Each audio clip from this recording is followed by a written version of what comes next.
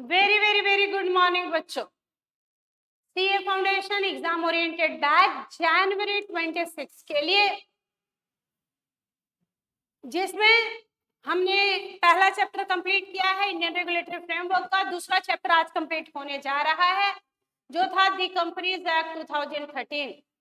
इस चैप्टर में हमने पढ़ा कंपनी का डेफिनेशन। कंपनी सेक्शन 2 क्लॉज 20 में company means the company incorporated under this act or under any previous company law. ये करने के बाद हम लोग आ गए कि कंपनी जो है उसका लॉन्ग टाइटल है act to consolidate and amend the law relating to company, और short title the companies act. Extent है पूरे भारत पे। कमेंसमेंट है इसका जो सेक्शन 1 है वो 30 अगस्त को 30 अगस्त को 2013 में फोर्स में आया था। फिर आपने कहा एप्लीकेबिलिटी, तो आपने कहा कि भैया companies act is applicable to every company whether incorporated under this act or under any previous company law. फिर आपने कहा कि companies act is applicable to banking company, insurance company and electricity company only to the extent it is not inconsistent with their specific act। फिर आपने कहा कि companies act जो है उन कंपनियों पे लगता है जो स्पेशल एक्ट ऑफ पार्लियामेंट से बनी है, और आपने कहा कि कंपनीज एक्ट लगता है उन बॉडी कॉर्पोरेट पे जिसको सीजी ने नोटिफाई करके रखा है। ये करने के बाद आप आ गए फीचर्स पे। आपने कहा कंपनी की होती है सेपरेट लीगल एंटिटी, कंपनी एक आर्टिफिशियल लीगल पर्सन है, कंपनी का होता है परपेचुअल सक्सेशन, कंपनी में मेंबर की लायबिलिटी होती है लिमिटेड, और कंपनी का कॉमन सेल ऑप्शनल हो चुका है। ये करने के बाद आप कॉर्पोरेट वेल पढ़े। कॉर्पोरेट वेल में आपने कहा कि वो एक सेपरेट लीगल एंटिटी कॉन्सेप्ट है, और कुछ सर्कमस्टांसेस में जब कंपनी बनाने का मकसद लॉफुल बिजनेस करना नहीं है, कंपनी बनाने का मकसद है दुनिया को धोखा देना, कंपनी बनाने का मकसद है टैक्स की चोरी करना, कंपनी बनाने का मकसद है वेलफेयर लेजिस्लेशन से बचना, कंपनी बनाने का मकसद है एजेंट के रूप में उससे काम करवाना, तो उन केसेस में हम कॉर्पोरेट वेल को लिफ्ट करेंगे, कोर्ट ऐसा आदेश देगा। ये करने के बाद आप टाइप्स ऑफ कंपनीज पे आए, अलग अलग बेसिस पे, on the basis of liability, on the basis of member, on the basis of control, on the basis of access to capital, और अदर्स में आपने बहुत सारी कंपनियों के नाम पढ़े हैं। Company limited by sales, company limited by guarantee, unlimited company, private company, public company, small company, OPC, holding subsidiary, associate, listed unlisted company, section 8 company, Nidhi company, government inactive company, और पीएफआई। ये सारी बातें आप कर चुके हैं। उसके बाद आपने देखा कि दो document, memorandum and article. Memorandum किसी भी कंपनी का मोस्ट फंडामेंटल डॉक्यूमेंट है, उसका चार्टर है, उसका कॉन्स्टिट्यूशन बताता है, वो लिमिट बताता है, पावर बताता है, स्कोप बताता है, beyond which company can not work.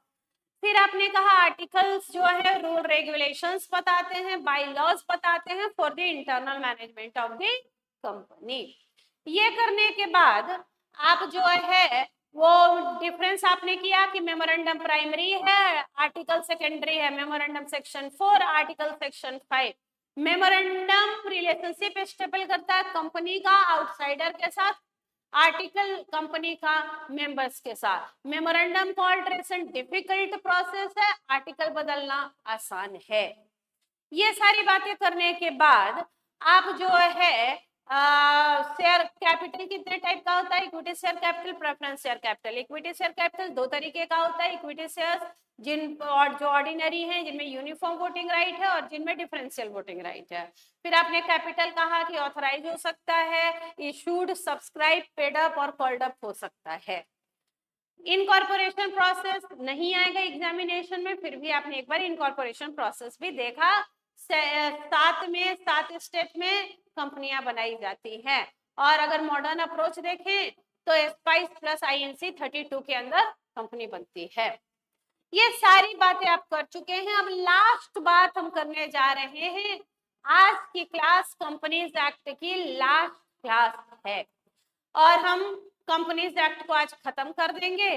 कल से हम लोग एलएलपी में हैं, लिमिटेड लायबिलिटी पार्टनरशिप 2008। और LLP करने के बाद हम पार्टनरशिप में आएंगे, नेगो में आएंगे, सेल्स में आएंगे और उसके बाद कॉन्ट्रैक्ट में आ जाएंगे। इस तरीके से जनवरी अटेम्प्ट के लिए डेली 11 बजे लॉ की क्लास होती है और टॉपर्स के चैनल पे डेली 11 बजे क्लास होती है जिसमें हम लोग रिवीजन कर रहे होते हैं। आपको आता है तो बहुत अच्छी बात, नहीं आता तो सीखिए और आता है तो रिवीजन कीजिए और इस तरीके से जनवरी अटेम्प्ट के लिए अपने आप को तैयार करें। आपको 3 नाम दिख रहा है, बोर्ड पे क्या लिखा हुआ है आप एक बार बस उसको रीड कीजिए, हम समझाएंगे, समझाने के बाद लिखेंगे कैसे ये दिखलाएंगे तो जाके आपका खत्म हो जाएगा कंपनीज एक्ट। एक डॉक्ट्रिन है कंस्ट्रक्टिव नोटिस, दूसरा है अल्ट्रा वायरेज एक्ट और तीसरा है डॉक्ट्रिन ऑफ इंडोर मैनेजमेंट। ये क्या बोलते हैं, इन डॉक्ट्रिन में क्या बोला गया है एक बार देखिए, उसके बाद इसको लिखते कैसे हैं ये दिखला देंगे तो आपका खत्म हो जाएगा chapter.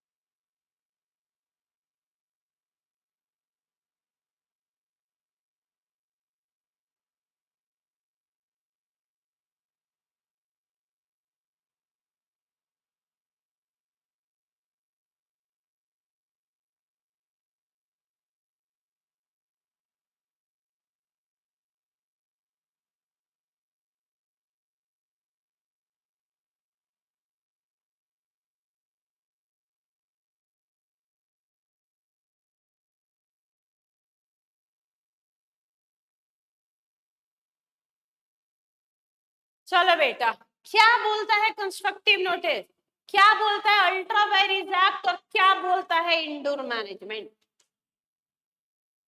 Constructive notice, doctrine of constructive notice, constructive word का मतलब होता है doctrine of constructive notice. Constructive word का मतलब होता है बेटा डिम्ड, मान लेते हैं, प्रिज्यूम मान लेते हैं, अज्यूम मान लेते हैं, इम्प्लाइड ये लॉ है। कंस्ट्रक्टिव का मतलब डिम्ड मान लेंगे, नोटिस का मतलब होता है नॉलेज कि आपको नॉलेज है। मतलब बेटा जिस समय कंपनी बन रही थी, इनकॉर्पोरेशन प्रोसेस था, उस समय अपनी कंपनी का मेमोरेंडम आर्टिकल सबमिट किया था कि नहीं अपने रजिस्ट्रार के पास। जिस समय कंपनी बन रही थी उस समय आपने आरओसी रजिस्ट्रार ऑफ कंपनीज के पास कंपनी का मेमोरेंडम, कंपनी का आर्टिकल सबमिट किया था। चूंकि रजिस्ट्रार का ऑफिस कैसा ऑफिस है, ये कौन है, ये पब्लिक सर्वेंट है, तो इनका office is the public office. तो वहां जो डॉक्यूमेंट सबमिट हो गए वो कैसे डॉक्यूमेंट बन गए, पब्लिक डॉक्यूमेंट।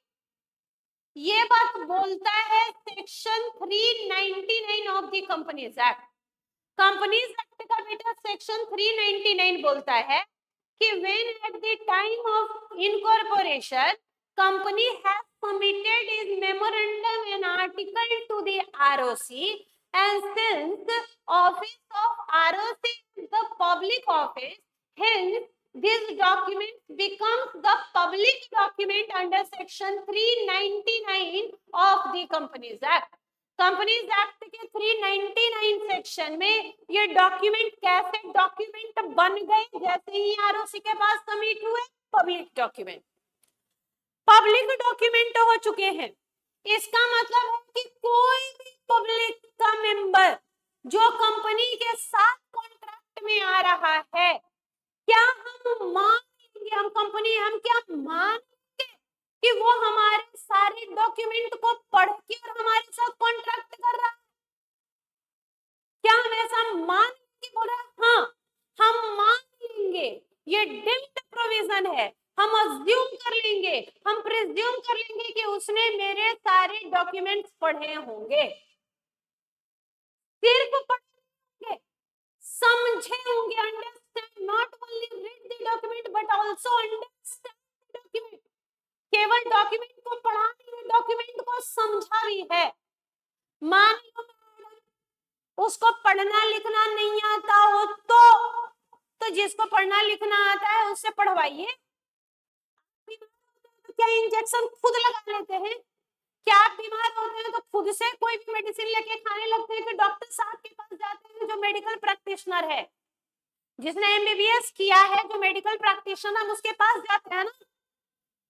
तो उसी तरीके से आपको नहीं आता मेमोरेंडम पढ़ना, आपको नहीं आता आर्टिकल पढ़ना किसी कंपनी का, तो जिसको आता है, जो पढ़े लिखे लोग हैं, जो सीए हैं, सीएस हैं, सीएमए हैं, एडवोकेट इन प्रैक्टिस है, उनसे पढ़वाइए, समझिए, उसके बाद कॉन्ट्रैक्ट में आइए, क्योंकि आप कंपनी के साथ कॉन्ट्रैक्ट करने जा रहे हैं, तो आपको सारी जानकारी लेके तभी तो कॉन्ट्रैक्ट करना चाहिए कि नहीं करना चाहिए। मतलब जेन्युइनली बोले तो आपको पहले जानकारी लेना चाहिए तो कॉन्ट्रैक्ट करना चाहिए कि नहीं करना चाहिए? Answer is yes. हाँ, हमें पहले जानकारी लेनी चाहिए, हमें पहले जान जाना चाहिए तो कॉन्ट्रैक्ट करना चाहिए।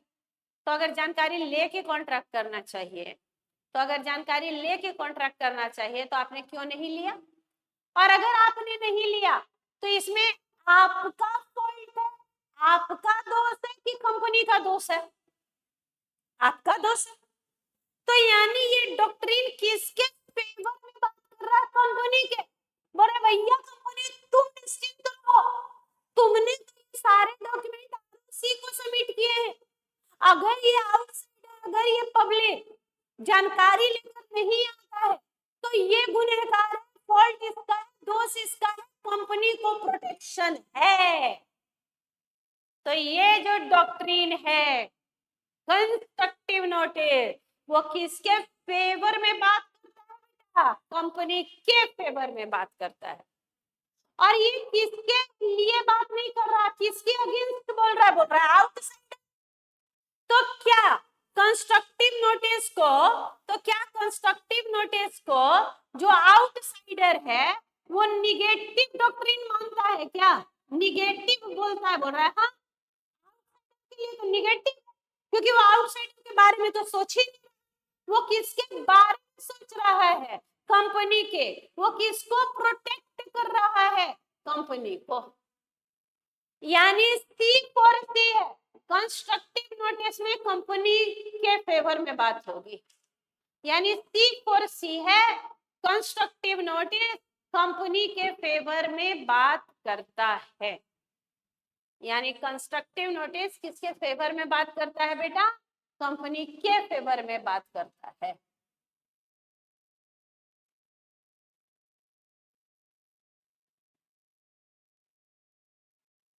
किसके फेवर में है? C4C, CC, C4C, CC, C4C, CC।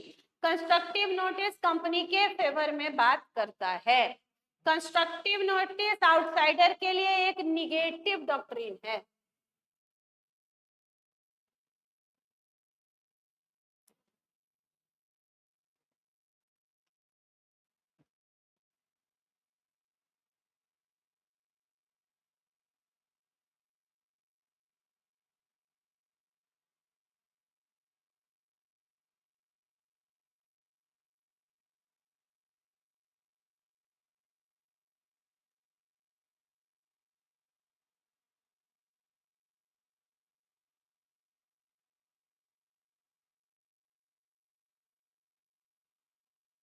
ठीक है ना बच्चों? कंस्ट्रक्टिव नोटिस ने फेवर कर दिया कंपनी को, और कंस्ट्रक्टिव नोटिस जो है वो आउटसाइडर के अगेंस्ट है, इसलिए आउटसाइडर ने इसको क्या बोल दिया बेटा? Negative doctrine. Constructive notice, constructive का मतलब होता है डिम्ड या अज्यूम, प्रिज्यूम, और नोटिस का मतलब होता है नॉलेज। मान लेंगे कि आउटसाइडर को नॉलेज है, जैसे ही कंपनी इनकॉर्पोरेशन के टाइम अपने मेमोरेंडम आर्टिकल को आरओसी को सबमिट करती है, चूंकि आरओसी का office is the public office, hence this document become the public document under section 399 of the Companies Act, and it will be always presumed that outsider will have knowledge of memorandum and article. He must read the article and memorandum and not only read but also understood them. और अगर उसने ऐसा नहीं किया तो उसका fault है. Company will get the protection. Constructive notice company के फेवर में बात करता है. कंस्ट्रक्टिव नोटिस आउटसाइडर के अगेंस्ट बात करता है. इसलिए कंस्ट्रक्टिव नोटिस को आउटसाइडर निगेटिव डॉक्ट्रिन बोलता है. आउटसाइडर क्या बोलते हैं? निगेटिव, क्योंकि उनकी बात ही नहीं कर रहा. वो बात कर रहा है कंपनी की. भैया कंपनी तुमने डॉक्यूमेंट सबमिट कर दिया, अब मान लेंगे कि आउटसाइडर ने पढ़ा होगा, पढ़ा हो या ना हो मान लेंगे कि पढ़ा है. सिर्फ पढ़ा नहीं है, समझा भी है. दूसरा डॉक्ट्रिन है अल्ट्रा वेरिस. अल्ट्रा का मतलब होता है बियॉन्ड. अल्ट्रा का मतलब होता है बियॉन्ड. अल्ट्रा वर्ड का मतलब होता है बियॉन्ड, और वायरिस का मतलब होता है, वायरिस का मतलब होता है पावर. भैया औकात से बाहर जाके कोई काम मत कीजिएगा. आपको जो पावर्स मिले हैं, आपका जो स्कोप है, आपकी जो लिमिट है, आपकी जो बाउंड्री है, उसके बाहर जाके काम मत कीजिएगा. अगर औकात के बाहर गए तो उसे हम नल एंड वॉइड बोलेंगे, हम उसे बेकार एक्ट बोलेंगे. आपका जो पावर ही नहीं था, आपको जो करने का अधिकार नहीं था, अगर उसके अधिकार के बियॉन्ड जाके काम कीजिएगा, बियॉन्ड पावर, तो अल्ट्रा वायरिज हो जाएगा, बियॉन्ड द पावर हो जाएगा. मतलब इसका इफेक्ट क्या हो जाएगा? वो एक्ट हो जाएगा नल एंड वॉइड, बेकार, नल एंड वॉइड. हर कंपनी का अपना होता है मेमोरेंडम. हर कंपनी का मेमोरेंडम. मेमोरेंडम के अंदर एक क्लॉज है ऑब्जेक्ट, जो बताता है पर्पस. जो उसने पर्पस स्पेसिफाई किया कि हम कंपनी बना रहे हैं इस मकसद से, कंपनी बनाने का ये मकसद है, पर्पस है, स्कोप है, कंपनी ये काम करेगी. अगर आप बियॉन्ड पावर गए तो आपके एक्ट को अल्ट्रा वायरिज बोलेंगे, बियॉन्ड द पावर, और वो हो जाएगा वॉइड, नल, बेकार, बिना मतलब का, अनइनफोर्सेबल. अल्ट्रा मतलब बियॉन्ड, वायरिज मतलब पावर. बियॉन्ड पावर, औकात से बाहर जाके कोई काम मत कीजिए.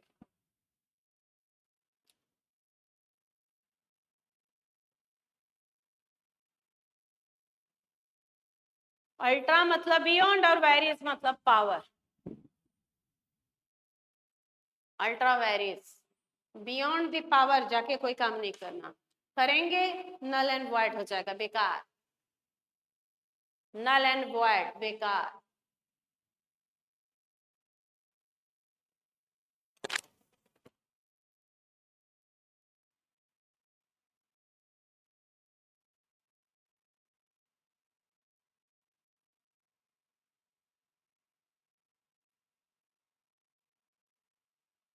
आगे बढ़े. तीसरे डॉक्ट्रिन का नाम है बेटा indoor management. Indoor management. Indoor just उल्टा है. इंडोर मैनेजमेंट कंस्ट्रक्टिव का उल्टा है, यानी इंडोर मैनेजमेंट आउटसाइडर को प्रोटेक्ट करेगा. इंडोर आउटसाइडर को प्रोटेक्ट करता है, कंस्ट्रक्टिव कंपनी को प्रोटेक्ट करता है. ये याद रखना है. कंस्ट्रक्टिव नोटिस कंपनी को प्रोटेक्ट करता है और इंडोर मैनेजमेंट आउटसाइडर को प्रोटेक्ट करता है. नाम इंडोर, प्रोटेक्ट करता है आउटसाइडर. इंडोर मैनेजमेंट प्रोटेक्ट करता है आउटसाइडर को, यानी आउटसाइडर को प्रोटेक्ट कर रहा है, तो आउटसाइडर के फेवर में है, तो आउटसाइडर तो इसको पॉजिटिव डॉक्ट्राइन मानेगा. आउटसाइडर तो बोलेगा अरे भाई ये देखो भाई, कोई तो है जो अपने फेवर की बात कर रहा है. तो आउटसाइडर को प्रोटेक्ट करता है. आउटसाइडर के लिए पॉजिटिव डॉक्ट्रिन है, कंपनी के अगेंस्ट है. बोल रहे हैं कि सुनो सुनो outsider, you must have the knowledge of memorandum and article. तुमको बोला गया कि तुमको आर्टिकल मेमोरेंडम पढ़ के आना है, समझ के आना है. You must have the knowledge of MOA and AOA, and if you have the knowledge of MOA and AOA, you don't know anything about the internal irregularities prevailing in the company, अंदरूनी क्या गड़बड़ी चल रही है ये तुमको नहीं पता। जाहिर सी बात है कंपनी के अंदर क्या चल रहा है ये आपको कैसे पता होगा, आप तो आउटसाइडर हैं। तो कंपनी के अंदर क्या चल रहा है आपको नहीं पता होना चाहिए। You must have the knowledge of MOA and AOA।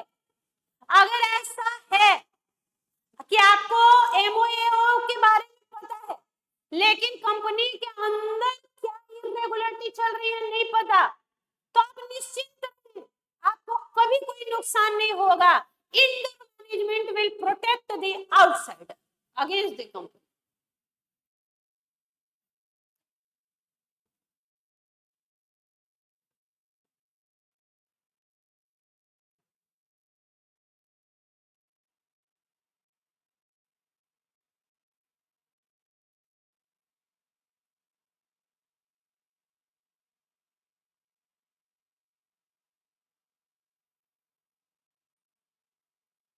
Outsider must have knowledge of MOA and AOA and he don't have any knowledge about the internal irregularities। Outsider को MOA आना चाहिए, MOA का नॉलेज होना चाहिए और internal irregularity की कोई जानकारी नहीं होनी चाहिए।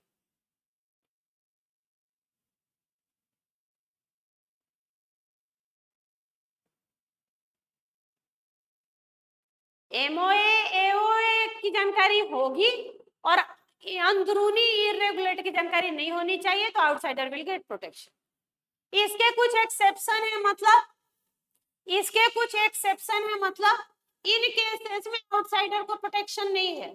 किन केसेस में?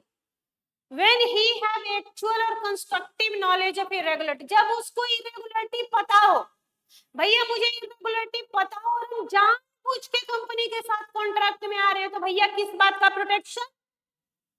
अगर आप इनोसेंट हैं, अगर आप इनोसेंट हैं तब तो आप प्रोटेक्शन की बात करेगा, लेकिन आपको पता है कि कंपनी के अंदर क्या इरेगुलरिटी चल रही है, आपको पता है कि क्या अंदर में गड़बड़ी चल रही है और जान के कॉन्ट्रैक्ट में आ रहे हैं तो किस बात का प्रोटेक्शन?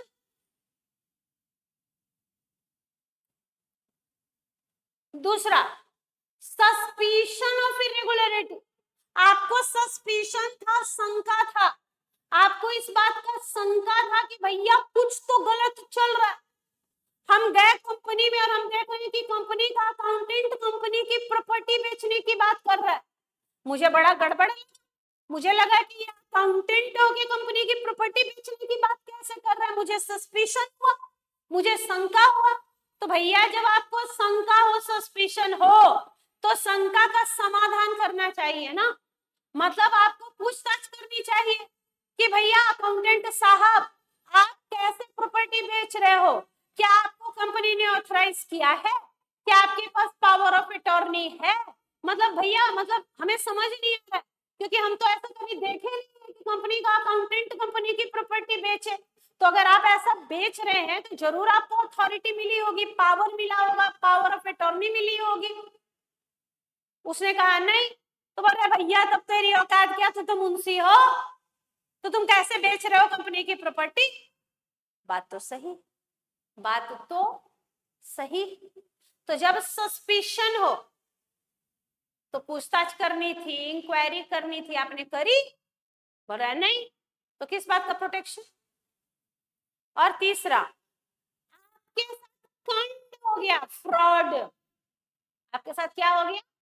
खंड, फ्रॉड, फोर्जरी हो गई। फोर्जरी तो बेटा सोची समझी हुई साजिश है। फ्रॉड का मतलब क्या होता है? सोची समझी साजिश, इंटेंशनली किसी को धोखा देने के इंटेंशन से हुआ है। तो अगर आपके साथ फोर्जरी हो गई, फ्रॉड हो गया, तो फिर ये डॉक्ट्रिन काम नहीं करता। ये डॉक्ट्रिन कब काम करता है? जब इरेगुलरिटी की बात होगी। जब आपके साथ फ्रॉड हुआ, फोर्जरी हुआ, तो उस केस में ये लगता ही नहीं है डॉक्ट्रिन, तो आपको भी कोई प्रोटेक्शन मिलेगा नहीं। ये थे इस और ये बड़ा एक फेमस केस हुआ है रॉयल ब्रिटिश बैंक वर्सेस टर्कवेंड का, इसलिए प्यार से इंडोर मैनेजमेंट को टर्कवेंड रूल भी बोलते हैं, इसलिए प्यार से इंडोर मैनेजमेंट को टर्कवेंड रूल भी बोलते हैं। तो मोटा मोटी तीनों डॉक्ट्रिन में क्या कहानी है वो मैंने आपको सुना दी। अब इसको लिखते कैसे है ये अगर देख लें तो आपका कंपनीज एक्ट कंप्लीट।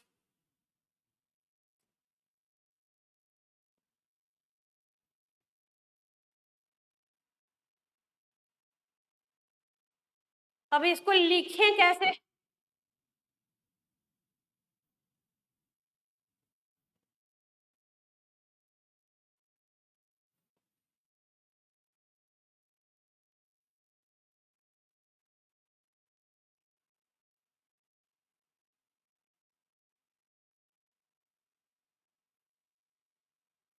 लिखा कैसे समझ गए तो एक बार याद करके लिख दीजिए तीनों डॉक्ट्रिन को, तो आपका भी कंपनीज एक्ट साथ साथ कंप्लीट हो गया।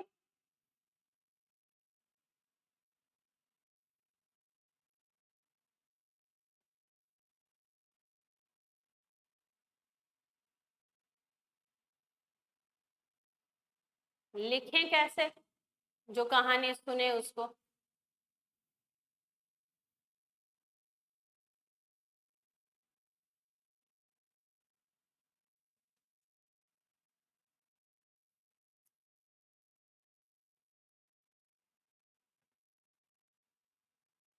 पहला है doctrine of ultra vires act, doctrine of ultra vires act.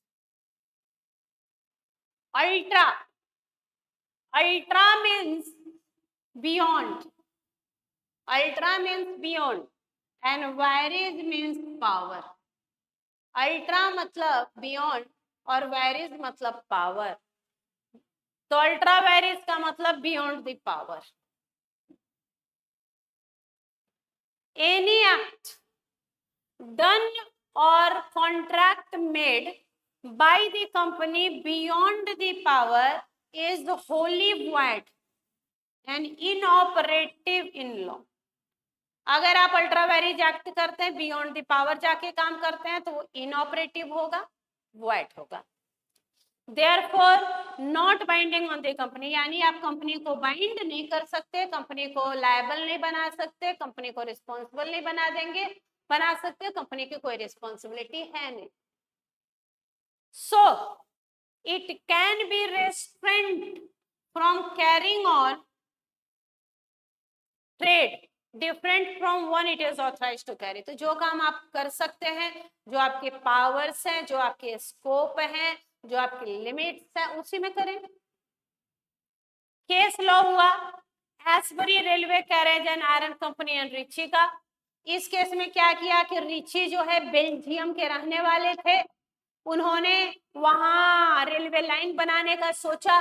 अब रेलवे ट्रैक बिछाने के लिए उनको चाहिए था फाइनेंस, तो उन्होंने कंपनी से फाइनेंस लिया, जबकि कंपनी के ऑब्जेक्ट क्लॉज में लिखा हुआ है कि कंपनी जो है वो बना सकती है, हायर पे दे सकती है, परचेज सेल कर सकती है, रेलवे वैगन और कैरियज वगैरह, वो जो है कंस्ट्रक्शन का जनरल कॉन्ट्रैक्टर का काम कर सकती है, माइंस वगैरह लीज पे ले सकती है, माइन, ये सब लिखा हुआ था।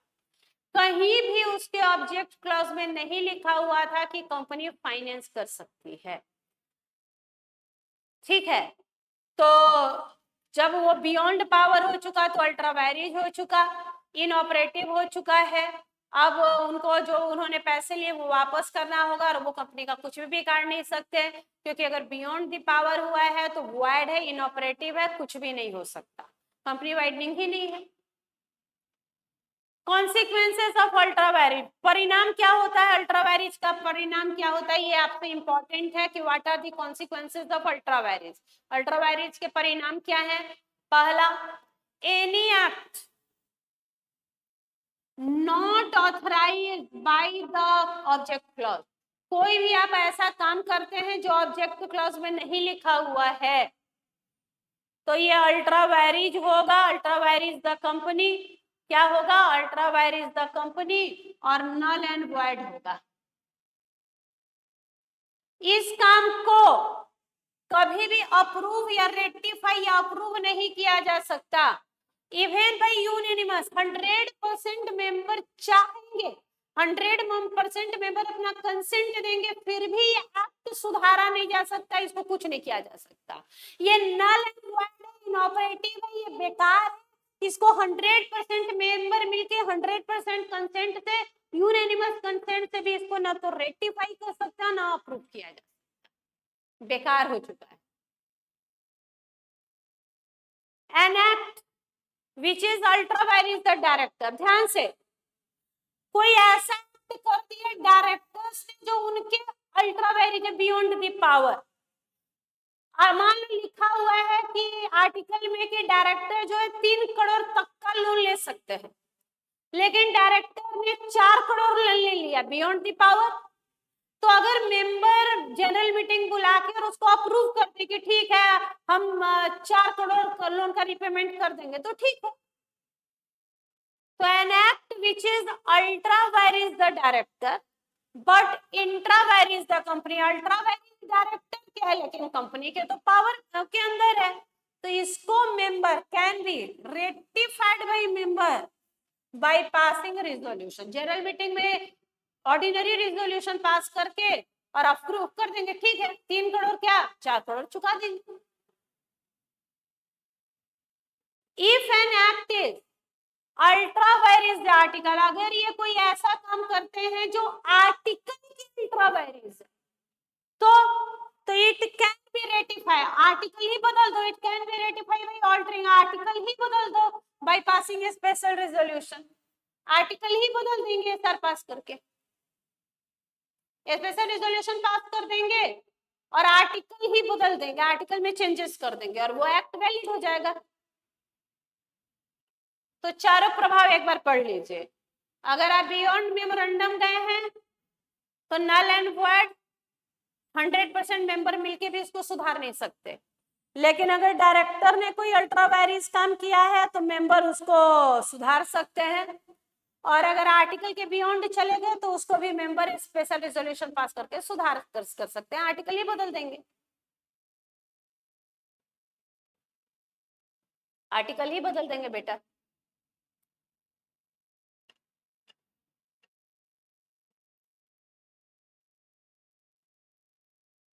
आर्टिकल ही बदल देंगे।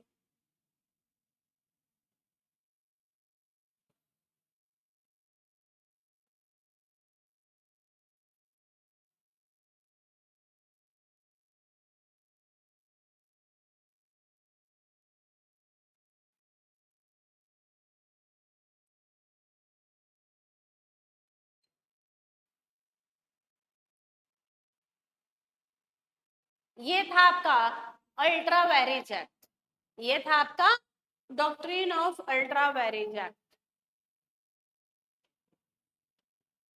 आर्टिकल क्या होता है आप जानते हैं। अब आर्टिकल में 2 है डॉक्ट्रिन, एक तो बहुत छोटा सा है, नाम है doctrine of constructive notice. Constructive notice के बारे में आपने कहा कि कंस्ट्रक्टिव का मतलब होता है डिम्ड या अज्यूम्ड, और नोटिस का मतलब होता है नॉलेज। कंस्ट्रक्टिव का मतलब होता है डिम्ड और नोटिस का मतलब होता है नॉलेज। मान लेंगे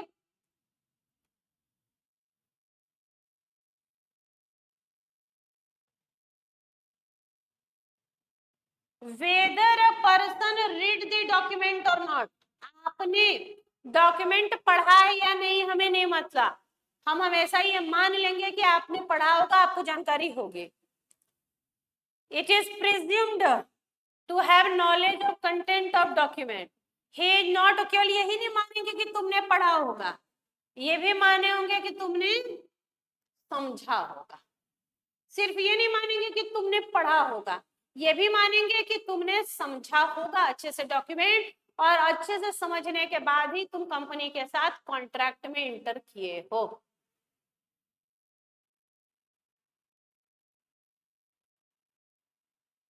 यानी कंस्ट्रक्टिव नोटिस किसके फेवर में बोल रहा है, बोल रहा है कंपनी के, बोल रहे हैं कि once the company has submitted these documents to registrar And since the office of registrar is the public office, hence this document will be a public document under section 399. And every outsider will be presumed or assumed or deemed to have the knowledge of this document, and only after getting the knowledge about this document he or she will enter into the contract. Hence, company will get always the protection in this case, and if he or she has not read the document, then fault will be there.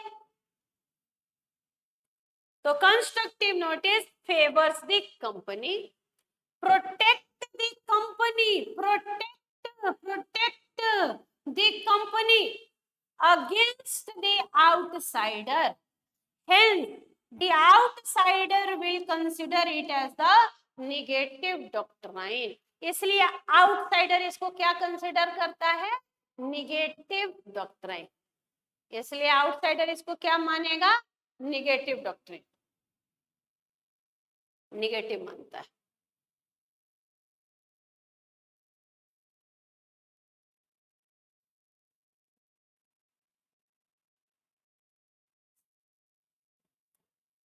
और तीसरा document है doctrine of indoor management. Doctrine of indoor management, doctrine of indoor management. कल की class में सीखेंगे how to write an answer. कल की class में सीखेंगे कि सीए फाउंडेशन में आंसर कैसे लिख के आना है क्वेश्चन का. ये कल की क्लास में सीखेंगे कि आंसर्स कैसे लिखने हैं क्वेश्चन के.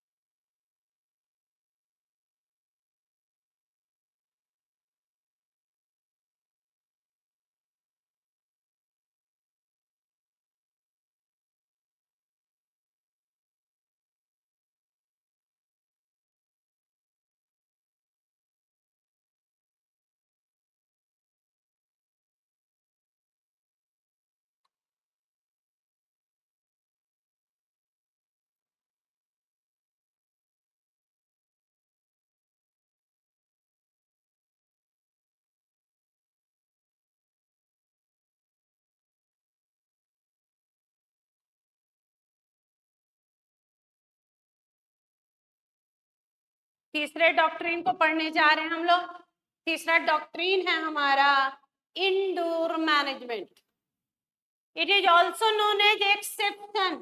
ऑपोजिट है ना, ये किसका ऑपोजिट है? कंस्ट्रक्टिव नोटिस का. तो इसलिए बोलते हैं कि it is also known as exception to the doctrine of constructive notice. Constructive notice का क्या है? ये एक्सेप्शन. कंस्ट्रक्टिव नोटिस का ये क्या है? Exception. Also known as Turquand rule. एक बहुत फेमस केस हुआ था Royal British bank versus Turquand. इसमें क्या हुआ था ना बेटा, टर्क्वेंट एक कंपनी का लिक्विडेटर है. टर्क्वेंट एक कंपनी का लिक्विडेटर है. कैमरून कंपनी का बहुत बड़ी कंपनी थी, उसका ये लिक्विडेटर अपॉइंट हुआ है. यानी कंपनी बैंकरप्ट हो चुकी है, इंसॉल्वेंट हो चुकी है, तो ये लिक्विडेटर अपॉइंट हुआ था. इसका काम था कंपनी के एसेट को बेचना, लायबिलिटी का पेमेंट करना. तो इसने जब रॉयल ब्रिटिश बैंक से कंपनी ने लोन लिया था और उनको बॉन्ड इशू किया था, तो जब ये बॉन्ड का रिपेमेंट करने पे मना करते हैं कंपनी टर्क्वेंट, तो रॉयल ब्रिटिश बैंक ने केस कर दिया. कोर्ट में मामला पहुंचा तो रॉयल ब्रिटिश बैंक ने कहा भैया इनके आर्टिकल में साफ साफ लिखा हुआ है कि director could borrow after getting approval of member. तो जब डायरेक्टर हमारे पास आए तो हम तो यही मानेंगे हमेशा कि डायरेक्टर जो है मेंबर का अप्रूवल लेके आए होंगे। डायरेक्टर ने लोन लिया, देखो लिखा हुआ आर्टिकल में कि director could borrow on behalf of company. तो जब डायरेक्टर आए तो हम भी तो यही मानेंगे कि डायरेक्टर को पावर है, वो ऑथराइज है, एंड आफ्टर गेटिंग ऑथराइजेशन वो हमारे पास लोन लेने पहुंचे हैं। अगर कंपनी ने उनको ऑथराइज नहीं किया तो ये तो कंपनी का इंटरनल इरेगुलरिटी, उधर कंपनी समझे और वो डायरेक्टर समय, हमारा क्या दोष, हमें तो मिलना चाहिए। और रॉयल ब्रिटिश बैंक जो है ये केस जीता, रॉयल ब्रिटिश बैंक को बॉन्ड रिडीम हुआ, उनको पैसे मिले। तो बहुत फेमस केस लॉ है रॉयल ब्रिटिश बैंक वर्सेस टर्कवेंट का, इसलिए इसको हम टर्कवेंट रूल या टर्कवेंट रूल के नाम से भी जानते हैं। If an act is authorise, अगर कोई एक्ट अपने मेमोरेंडम आर्टिकल में ऑथराइज है तो आउटसाइडर हमेशा यही सोचेगा कि सारे डिटेल्ड फॉर्मेलिटी जो ऑथराइजेशन के होने थे वो पूरे हुए होंगे। दिस डॉक्ट्रिन सेज दैट, क्या बोलता है कि इफ एनी आउटसाइडर या third party stranger have the knowledge of MOA, कोई जब आउटसाइडर स्ट्रेंजर को एमओए की जानकारी है and he does not know anything about it, वो मेमोरेंडम आर्टिकल आपने बोला पढ़ के आना सो हम आए हैं, लेकिन मुझे कंपनी के इंटरनल इरेगुलरिटी की कोई भी जानकारी नहीं है। बात जाहिर सी बात कैसे होगी, अब रिलायंस कंपनी के अंदर क्या गड़बड़ी चल रही है मुझे कैसे पता चलेगा। हाँ, रिलायंस का मेमोरेंडम आर्टिकल रजिस्ट्रार के पास है, वो वहां से पढ़ के आ सकते हैं, लेकिन हम उनका अंदरूनी क्या चल रहा है ये कैसे जानेंगे। तो इस केस में वो जो आउटसाइडर है he will get protection against any act of company, तो वो आउटसाइडर जो है उसको प्रोटेक्शन मिलेगा, बरोबर मिलेगा, जरूर मिलेगा। This it means that doctrine acts in favour of outsider, ये डॉक्ट्राइन किसके फेवर में काम करता है, आउटसाइडर के। लेकिन इसके कुछ क्या है एक्सेप्शंस। पहला एक्सेप्शन है कि अगर उसको वास्तव में जो ये चल रहा है इरेगुलरिटी वो पहले से जानता हो तो भैया अगर पहले से जानते हैं और जानबूझ के आए हैं कंपनी के साथ कॉन्ट्रैक्ट में तो प्रोटेक्शन नहीं मिलेगा। The rule does not protect any person when the person had knowledge whether actual or constructive or irregularity, जैसा हुआ Howard versus Patent Ivory Manufacturing के केस में, हावर्ड वर्सेस पेटेंट मैन्युफैक्चरिंग के केस में जैसा हुआ था, कंपनी के डायरेक्टर ने ही कंपनी को लोन दिया। तो कंपनी का डायरेक्टर अगर कंपनी को लोन दे रहा है, मतलब एक डायरेक्टर बोर्ड ऑफ डायरेक्टर को लोन दे रहा है, तो उस डायरेक्टर को तो पता है ना कि बोर्ड ऑफ डायरेक्टर ने शेयर होल्डर से अप्रूवल लिया है कि नहीं। जाहिर सी बात है अगर हम बोर्ड में तो हमें पता नहीं है कि हमने अप्रूवल लिया है कि नहीं, और अगर पहले से हम जानते हैं कि नहीं ये बोर्ड बिना अप्रूवल के मेंबर के और लोन ले रहा है हमसे, तो जाहिर सी बात है अगर कंपनी मुझे न चुकाए तो इसमें कंपनी का कोई दोष नहीं है, मेरा ही दोष है। हम तो पहले से जानते थे कि अप्रूवल है नहीं, तो क्यों दिए लोन, वही बात बोल रहा है। दूसरा सस्पिशन ऑफ इरेगुलरिटी, भैया सस्पिशन था, it is the duty of outsider to make necessary inquiries, अगर आपको सस्पिशन था, संदेह था, शंका था, तो शंका का समाधान क्यों नहीं किया। अगर कोई अनयूजुअल ट्रांजैक्शन आपको दिख रहा है कि भाई ये यूजुअल नहीं अनयूजुअल है, तो पूछताछ करनी चाहिए ना, मेक श्योर करना चाहिए था ना। लेकिन आपने क्या दिखलाई, नेग्लिजेंसी, आप नेग्लिजेंट हो गए, आंख बंद करके कॉन्ट्रैक्ट कर रही है तो भुगतिए, आंख बंद करके क्यों कॉन्ट्रैक्ट कर रहे हैं, जब सस्पिशन था, शंका था तो क्यों नहीं इंक्वायरी की, क्यों नहीं पूछताछ की, नहीं की तो गलती किसकी, तुम्हारी, भुगतो, कोई प्रोटेक्शन नहीं है। जैसा हुआ आनंद बिहारी लाल वर्सेस डिंसो एंड कंपनी में, जैसा हुआ आनंद बिहारी लाल वर्सेस डेंसो में। यहाँ पे अकाउंटेंट साहब कंपनी की प्रॉपर्टी बेच रहे हैं, तो जब अकाउंटेंट कंपनी की प्रॉपर्टी बेच रहा है तो आपको शंका होना चाहिए, आपको पूछताछ करनी चाहिए, नहीं कीजिएगा तो भुगतिए। एंड लास्ट वन इज, आपके साथ क्या हो चुका है, फोर्जरी। क्या हो चुका है, फोर्जरी कांड हो गया भैया, फोर्जरी हो गई। ये जो डॉक्ट्रिन है अप्लाई ओनली कहाँ लगता है, केवल इरेगुलरिटी पे लगता है, केवल इरेगुलरिटी पे लगता है।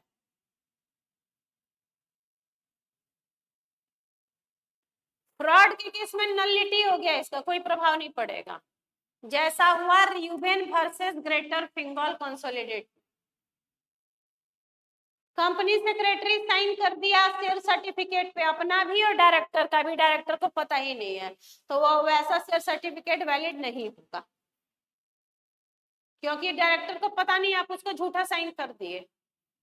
तो हाँ, यहाँ पे कंपनी सेक्रेटरी पे केस कीजिए, कंपनी जिम्मेवार नहीं है, लेकिन जिसने फ्रॉड किया है वो तो जिम्मेवार होगा, लायबल। केस कीजिए कंपनी सेक्रेटरी के ऊपर।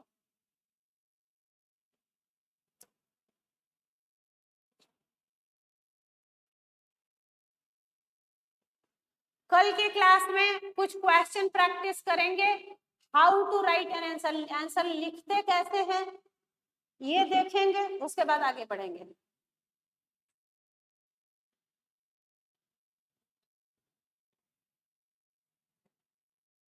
कल how to write an answer लिखेंगे और उसके बाद फिर हम आगे बढ़ेंगे।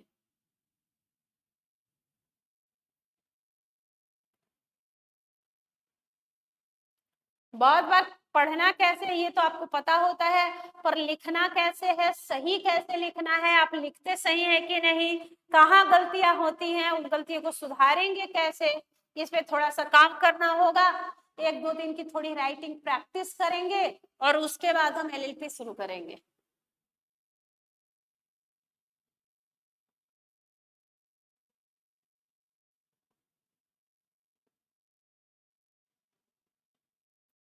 आज आपका काम है कंपनीज एक्ट को अच्छे से पढ़िए, और अभी आपका काम है 2 दिन, अभी 2 दिन हम कुछ नहीं पढ़ेंगे, अभी 2 दिन हम सिर्फ इंडियन रेगुलेटरी फ्रेमवर्क, और अभी हम सिर्फ 2 दिन इंडियन रेगुलेटरी फ्रेमवर्क और कंपनीज एक्ट के क्वेश्चनों की प्रैक्टिस करेंगे, और आफ्टर इनकी प्रैक्टिस के बाद हम आगे बढ़ेंगे, इनके प्रैक्टिस के बाद ही हम आगे बढ़ेंगे। तो how to write an answer, कल और परसों आंसर लिखते कैसे हैं, लिखते समय किन बातों का ध्यान देते हैं, ये सब करने के बाद हम अपने आगे बढ़ पाएंगे। तो कल की क्लास में हाउ राइटिंग प्रैक्टिस पे काम करेंगे। तो चलिए कल फिर आपसे मुलाकात होगी इसी समय, इसी चैनल पे। और अगर आपको ये हैंड रिटन नोट्स चाहिए तो आप मुझे हाय का मैसेज कर दीजिएगा मेरे व्हाट्सएप नंबर पे। मेरा व्हाट्सएप नंबर क्या है, हाय का मैसेज कीजिएगा व्हाट्सएप नंबर पे 7291010463 पे, और हम आपको हैंड रिटन नोट्स भेज देंगे। और कल की क्लास में राइटिंग प्रैक्टिस पे काम करेंगे 2 दिन, उसके बाद ही हम आगे बढ़ेंगे। तब तक स्वस्थ रहें, व्यस्त रहें, मस्त रहें, लगे रहें, बने रहें, ठीक है। और आपका काम है 2 दिन, 2 दिन में क्या करना है, इंडियन रेगुलेटरी फ्रेमवर्क का एक बार रिवीजन कर लीजिए, और एक बार रिवीजन कंपनीज एक्ट का कर लीजिए, और 2 दिन में इनका रिवीजन कर लीजिए और राइटिंग प्रैक्टिस करते हैं। उसके बाद हम अपने नेक्स्ट एक्ट की ओर मूव करेंगे जो है एलएलपी। इंडियन रेगुलेटरी फ्रेमवर्क में types of code, types of law, what is law, different sources of law, different types of law, 3 regulatory जो बॉडीज हैं, आरबीआई, सेबी और आईबीबीआई, और मिनिस्ट्रीज हैं और कोर्ट हैं, ये आपको याद करना था। और कंपनी में टाइप्स ऑफ कंपनी, तीनों डॉक्ट्राइन, मेमोरेंडम, आर्टिकल में difference, type of share capital, type of capital, company के फीचर और कॉर्पोरेटिव हेल्थ, इतना याद कीजिए, 2 दिन में अच्छे से मजबूत कीजिए, फिर उसके बाद हम एलएलपी की ओर मूव करेंगे। तब तक बने रहें, स्वस्थ रहें, व्यस्त रहें, मस्त रहें। मेरा अपना यूट्यूब चैनल भी है Sahaj CA by C Aarti ma'am के नाम से, उस चैनल को भी सब्सक्राइब करें। वहाँ क्लास 11 12 के बच्चों के लिए बीएसटी इकोनॉमिक्स भी पढ़ाते हैं हम, और सीए कोर्स में CA foundation, CA inter, CMA foundation भी पढ़ाते हैं। तो जो भी कोर्स आप करना चाहें टॉपर से परचेज कर सकते हैं, सब कुछ टॉपर्स के ऐप में ही परचेज होगा। तो चलिए कल फिर आपसे मुलाकात होगी। Thank you. 11 बजे 11 बजे।